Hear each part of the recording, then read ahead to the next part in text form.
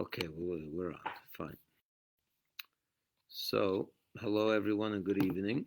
Welcome back to our Tanya Online. We haven't had online.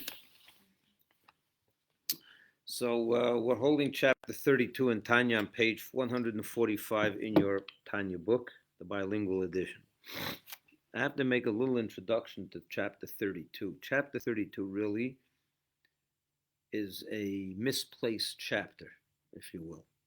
In other words, he ends chapter 31 and he continues. You follow chapter 31, then continues with chapter 33. He inserted 32, so to say, out of order. Why? It's an interesting question, and a lot of his explanation is given on it. There is obviously a connection, but it's not a direct connection. The word, the number 32 in Hebrew is Lamed Beis. As you can say, Perek Lamed Beis, the 32nd chapter. What is Lamed Beis also? If you look at the word, what does it spell? Lev. Lev, the heart. And Alter Rebbe made this chapter the heart of the Tanya. And that's why I inserted it here.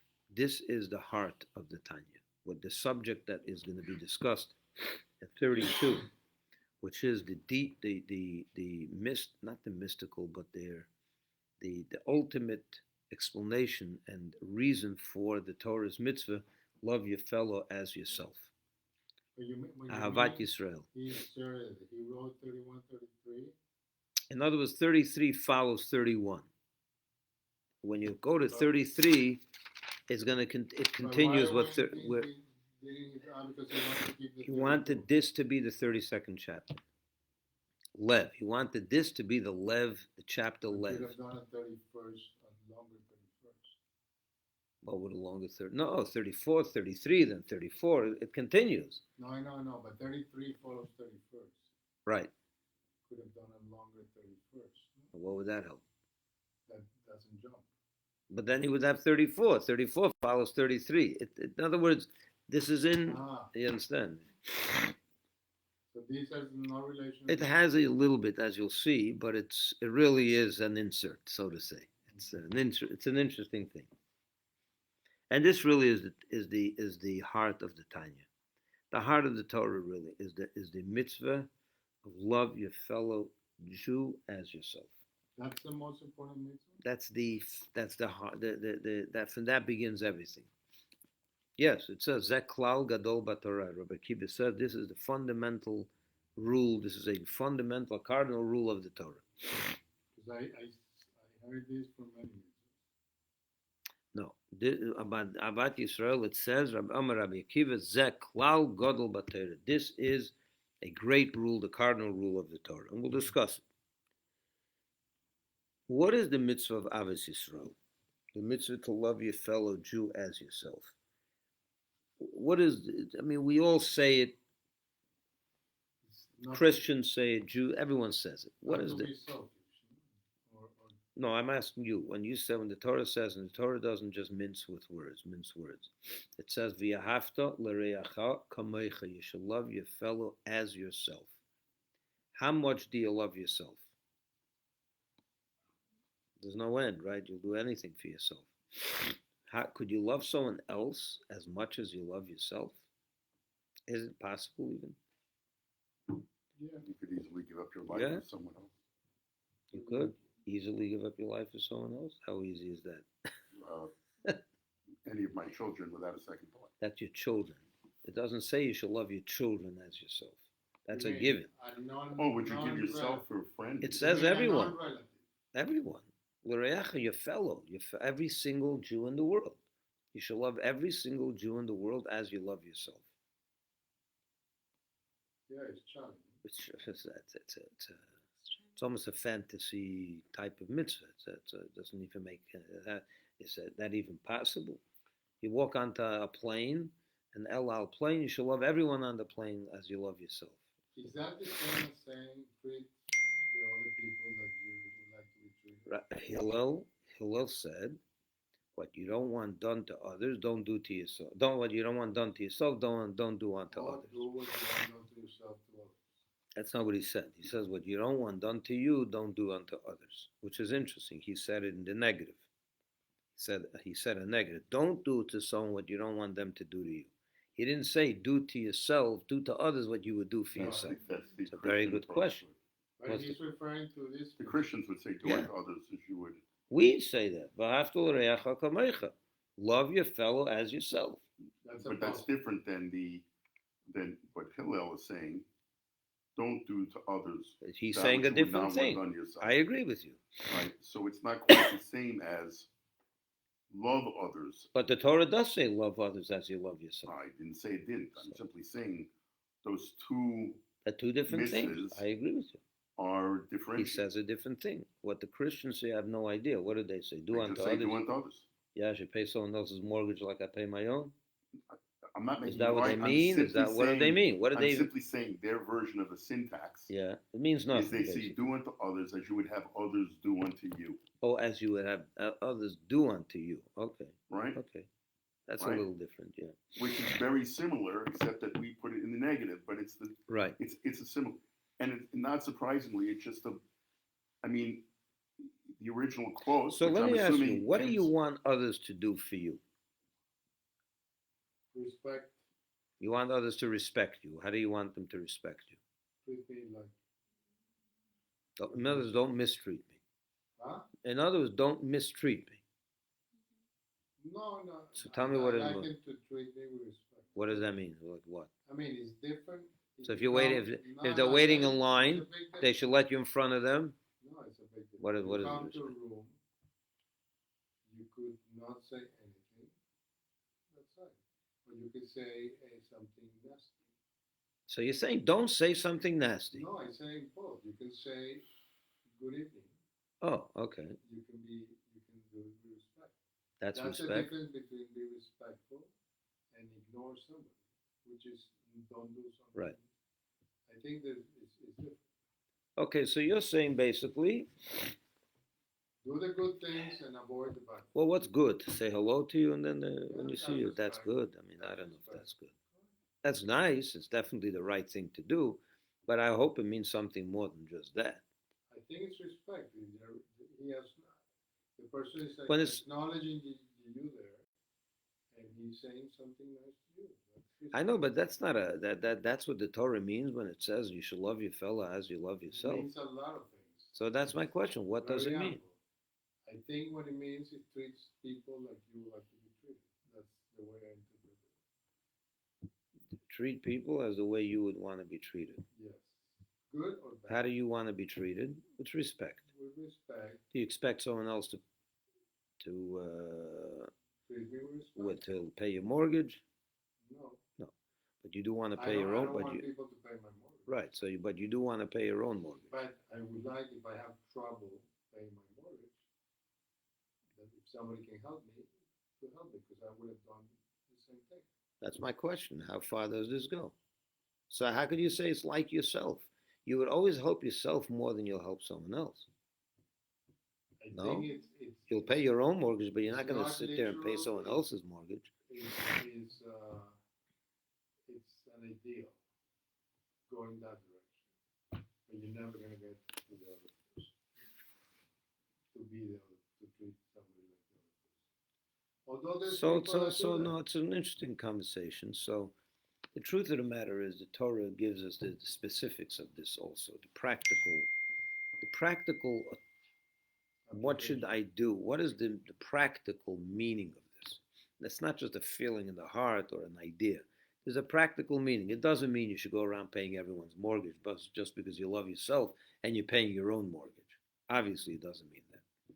So what does it mean to love someone else like you love yourself? I'm going to give you the basic and then we'll get into the chapter. Okay, because the chapter is going to go on a whole different level.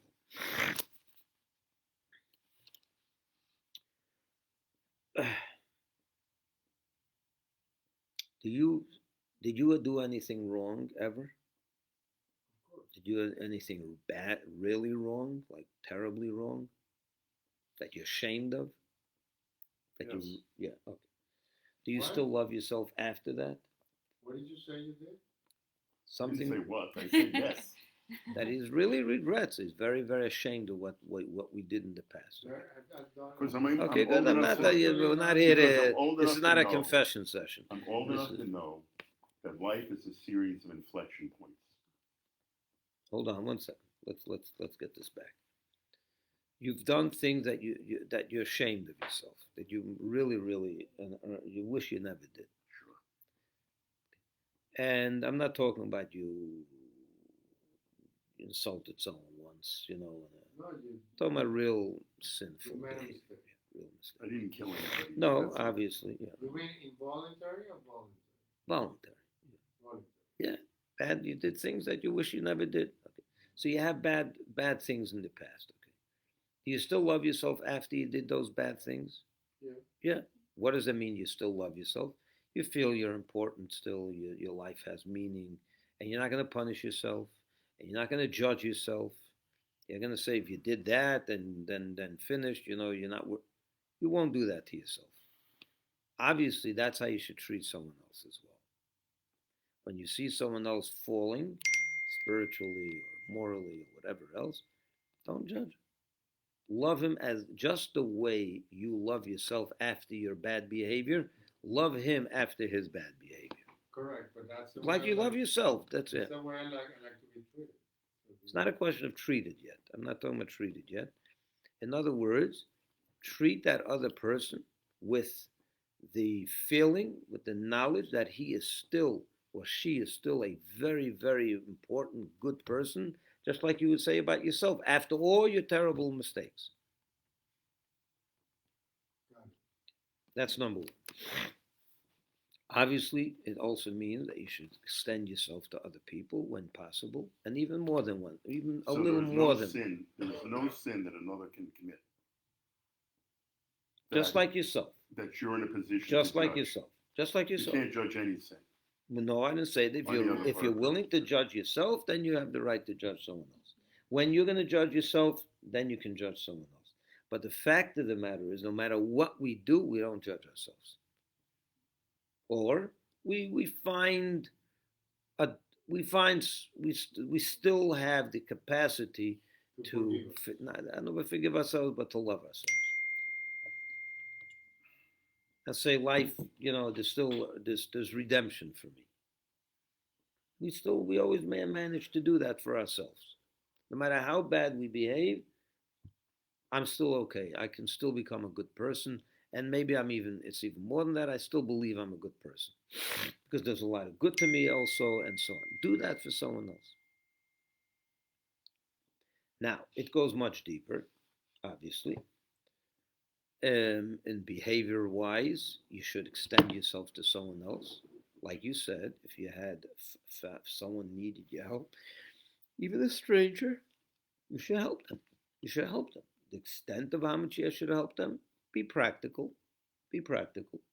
Doesn't mean you should write your stranger a $1,000, $10,000 check because he liked it. No. Torah doesn't demand things of that nature.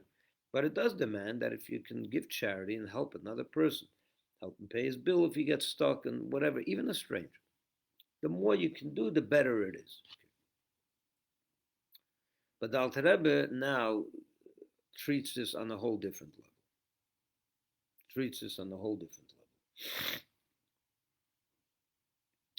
He basically, and I'm going to say first, I'll say it first orally outside. I'll explain it, and then we'll learn it in his words.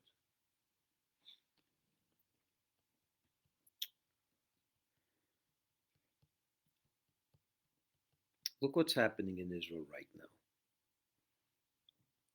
Someone said it before. Last Friday, there was a court hearing of one faction of Jews against another faction of Jews, whether Jews should have the right to make a public dancing on Simchas Torah in Tel Aviv. You remember this? Yeah. To think about that today, that such a hearing was going on in a court in Israel. This was past Friday. They had a hearing whether Jews should have the right to make hakafas in Tel Aviv, in the street. This was a hearing in a court of law in Israel. Because people didn't want it. Just think about that, how much kind of hatred, discord, right? the friction of it. Today, it's so people can't even imagine that such a thing even happened. The absolute unity that is being expressed in Israel today is heartwarming. It's really, really heartwarming. Where does this come from?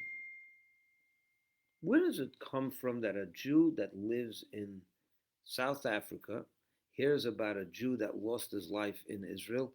It's devastated. Where does that come from? Why do you think Americans are devastated every time, like we are, every time they hear that American got killed? That bothers them, of course. No one wants people to get killed. That's a basic human. I'm upset when I hear a Frenchman got killed. Whenever I hear an innocent person died for no reason, that's upsetting to me. Well, to be fair, a little bit more, if your own, if your own neighbors, your own. If an American is killed for being an American, we care a lot. How much? In this country. As much as you kill a Jew? If an American gets killed because an American gets killed, an American got killed. Right. An American gets killed because he was an American, was picked out to be killed. Right. We would respond very badly to that. American government, yeah, I'm not talking about the government. No, I'm talking about you and me. People would respond. Right. What do you mean they would respond?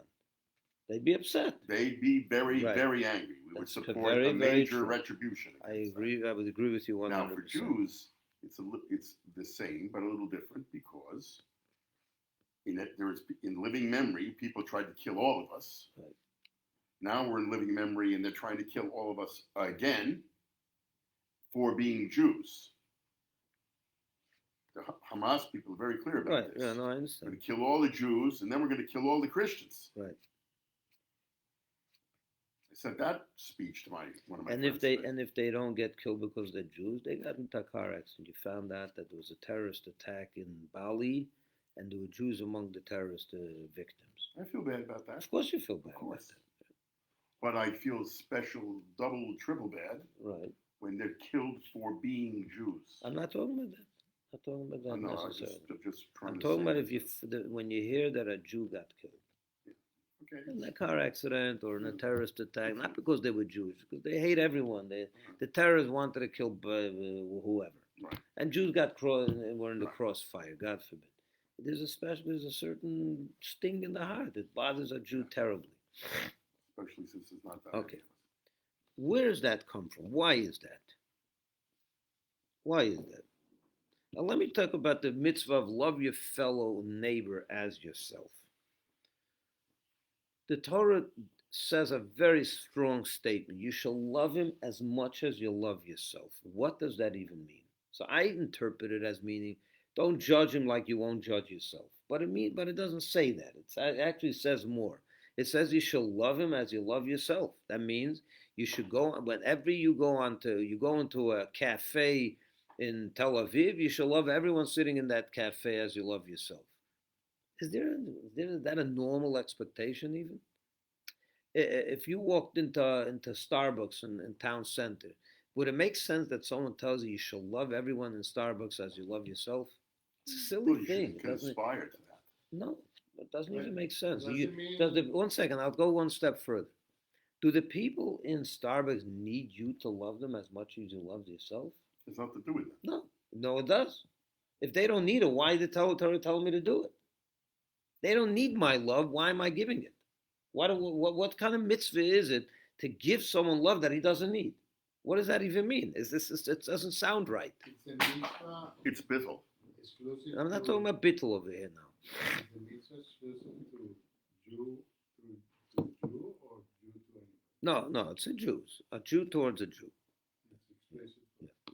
So my question is, there's no mitzvah to love every human being as much as you love yourself. You know why there's no such a mitzvah? Why is there no such a mitzvah? So you walk on, when was the last time you took a flight? Wherever you did. New York. To New York. You walk down to that plane, and someone told you have to love everyone on this plane as you love yourself. You would say that's crazy. Why? And the truth is, there is no such mitzvah. You know why? Because they don't need you to love them as much. They don't need your love. They need your respect, but they don't need your love. I don't need everyone's love. I need their respect. Whose love do you need? Whose love do you need? Whose love do you need? God's. Human beings. Which other human beings do you need that they should love you? Your Family, good friends. Yeah, that love I need. I need my mother to love me. I need my siblings to love me. I need my children to love me. That I need. That's a need. That's a need. Do I need every human being in this world to love me? No, I don't have such a need, and therefore there's no such mitzvah. So why is there a mitzvah to love every Jew? The answer is, what the Torah is trying to impress upon you with that mitzvah is that you should once and for all understand that every Jew is your brother, is your family. It wants to make us understand that Jews are family. They are our family. But are they? Every Jew is your family member? Do you feel that way? Do you feel like they're family? And if we do, why do we? The Alter Rebbe is going to answer that in this chapter. That in truth, every Jew is talking your family. Not only your family, but you're actually one with every Jew. You're the same. We're one and the same. We're all linked as one. And they'll explain it. And if you can appreciate that and internalize that into your mind and heart, into your consciousness, more and more and more as time goes, then you will truly feel a kinship and a love for every Jew. Will you get there to love them as much as you love yourself? Based on the Alter Rebbe's words, it's going to be that too. But let's see it in the Alter Rebbe's words. So, Rabbi, question, because I get it in the apology. You talk a little bit about the situation, what's going on. We already talked about it. You just say it in Gentlemen, we're going to have an event over here on Friday. I don't know if you saw. I won't be able to attend. Oh, you won't? Why? Oh, what a shame. Oh, you're leaving town. Okay. But if you're in town, if you can come, it would be a very, very special thing. You're going with your wife? Yeah, okay. This Friday? This Friday at 5:45. We're going to go into Shabbos with a big candle lighting. It's going to be it's going to be press here. It's going to be a big with the thing. other Chabad. No, here. Oh, only here. Yeah. You can't do Friday so late before Shabbos. Okay. What did the Alter Rebbe say in chapter 30, 31? To despise the klipa, right? The klipa within you, which is your physical body and the negative soul, which is from klipa. So there's a certain aspect of us that is arrogant and is klipa oriented. Yeah. He said that you should train yourself to despise that. Acting on the suggestion mentioned above, to view one's body with scorn and contempt, and finding joy only in the joy of the soul alone.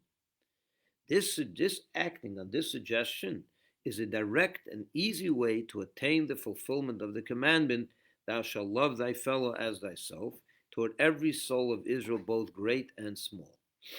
If you can appreciate the idea that he discussed in chapter 30 and 31, that will make it very easy for you to fulfill the mitzvah of love your fellow as you love yourself. For whereas one despises and loathes one's body, while as for the soul and spirit, who can know their greatness and excellence in their root and source in the living God? It's great. It's unbelievable. The neshama is incredible. It's a piece of Hashem. Being moreover all of a kind and all having one Father. What are we? We're all parts of Hashem above. We're all souls, just like he gave in chapter 2, he said, that like a child. What's the child? A child comes from the father, right? And the mother, right? So if you have siblings, you have siblings. You have siblings? We all have siblings, okay? So we know that siblings, if you trace them back, where do they trace back to? Their DNA is their father's DNA, their mother's DNA, right? We're all sourced in one, we go, if you really want to go and dissect and and go back to the source, we're literally all one. Me and my brother and my sisters, the 9 of us, are all one essence that came from my father and mother. Or more specifically from my father. Now, that's the same thing with a Yid. Every single Jew is a child of God. Why? Because we come from Hashem. We have a piece of God within us. The neshama is a part of Hashem. So if you take your neshama, his, and mine, and hers, we're all one essence. We're all one essence. Same father, same mother. Yeah, same Father, same God. We all are a part of Hashem. But what part of us is a part of Hashem? The neshama. What's not the part of Hashem? The body. The body and the nefesh habahamis, right? And the animal soul. So he says like this, look at these words. For as one despises and loathes one's body, while as for the soul and spirit, who can know their greatness and excellence in their root and source in the living God, being moreover all of a kind and all having one Father. Therefore, all Israelites are called real brothers by virtue of the source of their souls and the one God. Only the bodies are separated. My body and your body are 2 different bodies. So my body can't love your body as it loves it. I can't love your body as much as I love my body. That's impossible. If the emphasis is the body, there's no way you can fulfill this mitzvah. It's impossible because we're separate. You're you and I'm me. I'll never love your body as much as I love my body. If the body is the emphasis. But if the body is not the emphasis, my whole life and my joy of life is my neshama. And the body is secondary completely and scorned and whatever else that he said. So then what rises above? What's the emphasis? What stays above? What's the neshama? And what by you, your neshama also. So I can love him as much as I love myself because we are all the same. It's not only we're family, but we're literally one essence. His neshama, my neshama are really one thing. Right? Hence, in the case of those who give major consideration to their bodies, while regarding their souls as of secondary importance, there can be no true love and brotherhood among them, but only a love which is dependent on transitory things. Yeah, I could have friends. You could have people that have they're thinking about their body and materialistic reality all day long, and they have friends that they love. But that's already that's a love that is dependent. Well, I've been to California. I've been to California. That's the joke. People that care about their bodies and their friends. Right. Well, they care about their bodies. They don't care all the way about their friends. Their friendship is dependent on something that is going to enhance my body. That's the joke. A mile wide. And your love. In other words, when if the body is the emphasis, which by most people it is. Let's not be silly about this.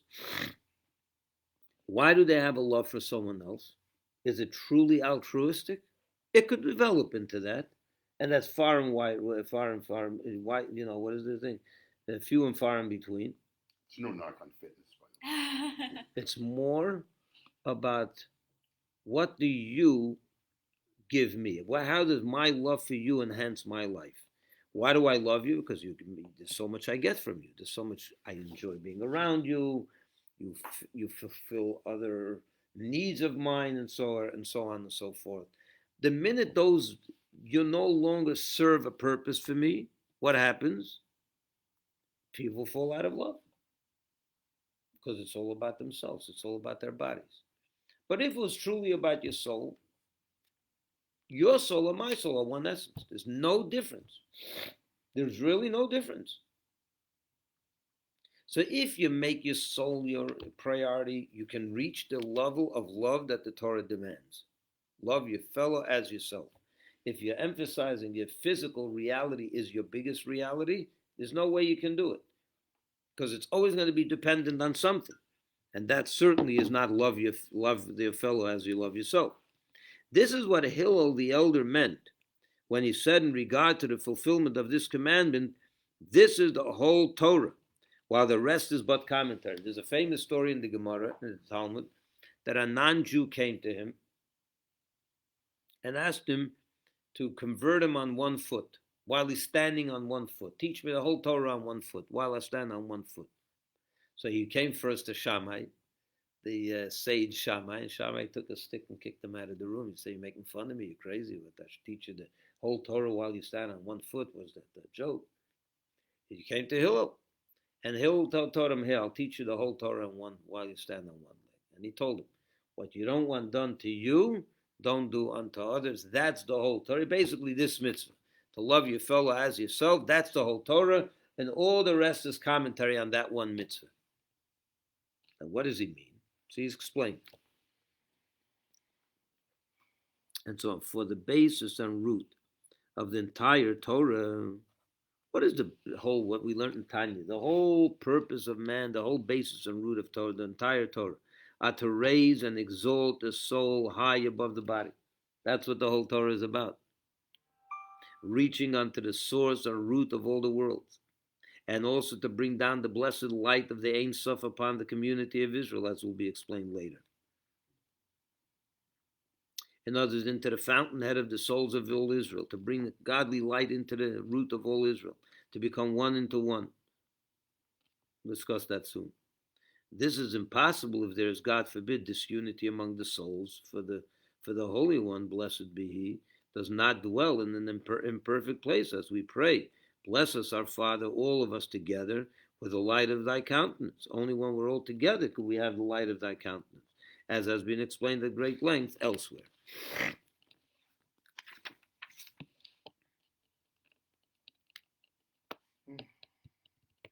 In other words, what did Hillel say to this gentleman?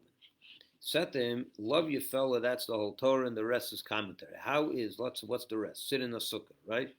Put on tefillin. How is sit in a sukkah a commentary on love your fellow? How could he say such a thing?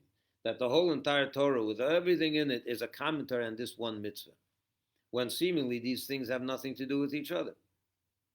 I gave you an example. We just came from sukkahs. There's a mitzvah to love, to sit in a sukkah. There's a mitzvah to shake a lulav. How are those mitzvahs a commentary on love your fellow as yourself? All mitzvahs. I'm going to pontificate here, pardon me. All mitzvahs bring you to the same place. The mitzvahs are supposed to remind you of the imminence and the transcendence of God. But that's nothing to do with Ahavas Yisroel. No, but if you lived in that place where you were conscious of God all the time, then you would act as Hillel would have you act. You would act morally towards your others, towards God. I would do every mitzvah. I would do mitzvahs. Well, you would do all so how is all these mitzvahs a commentary on this one mitzvah? You're telling me they're all a commentary on being one with God. That I agree. But Hillel is saying something else. He's saying there's one mitzvah, that's the main Torah, and everything else is an outcome of that mitzvah. What's the mitzvah? To love your fellow. How is sitting in a sukkah an outcome? If you're telling me sitting in a sukkah is an outcome of being one with God, I agree with you. But how is this a commentary on the mitzvah to love your fellow? It's related. I didn't say not. I think they all share mitzvahs. Objectives. It shares an objective with tefillin also. There you go. So why is it? So Hillel should have said that all mitzvahs are a commentary to mitzvah of tefillin. Why didn't he say that? Because he was talking to somebody who didn't understand Judaism. Yeah. And he had to leave, and if he was going to leave that room with only one mitzvah, that was going to have an impact. That's not what Hillel was doing. He's not looking to make an impact. He's trying to say the truth. Hillel is not playing impact games. He's saying the truth. Really he means it. That this mitzvah is the mitzvah from which all else is a commentary to that mitzvah. That needs to be understood. And I'll explain it. Because what is all the Torah? What is the mitzvah of tefillin? The mitzvah of charity, the mitzvah of Shema, the mitzvah of any mitzvah you'll take. It's about elevating your neshama and uncovering the ultimate truth, which is that everything else, meaning your body and your klipa and all the other, that's all false. All is nothing. So all of Torah is, that's what he's saying over here. For the basis and root of the entire Torah are to raise and exalt the soul high above the body. And that is exactly what mitzvah, that is the essential component of love your fellow. How do you love your fellow as you love yourself? There's only one way you can do that. If your body is here and your soul is up here, your soul is also up here, we're one, I love you. But if our bodies are what we're emphasizing, my body I feel, I don't feel your body. My body is my body. I can't love your body as much as I love my body. So this, if my body is what's important. On the contrary, mitzvah, the more physical and materialistic we are, you become my enemy because you become my competition. How about the physical attraction? Do you have a real physical attraction? To who? To your wife or to your... Yes, there is, of course. There has to be. That's loving the body. Loving someone else's body is a very big mitzvah. That's a very big mitzvah. You're talking about loving my body or loving the other person? Yeah. Love it if you want to. Of course. How do you love someone else? How do you show love to someone else? To show love to their body. Give them money when they need it. Give them food when they need it. That's what love is. But you can only do that for real and mean it at the level that the Torah wants if your body became secondary to your soul. That person's body should never become secondary to your soul.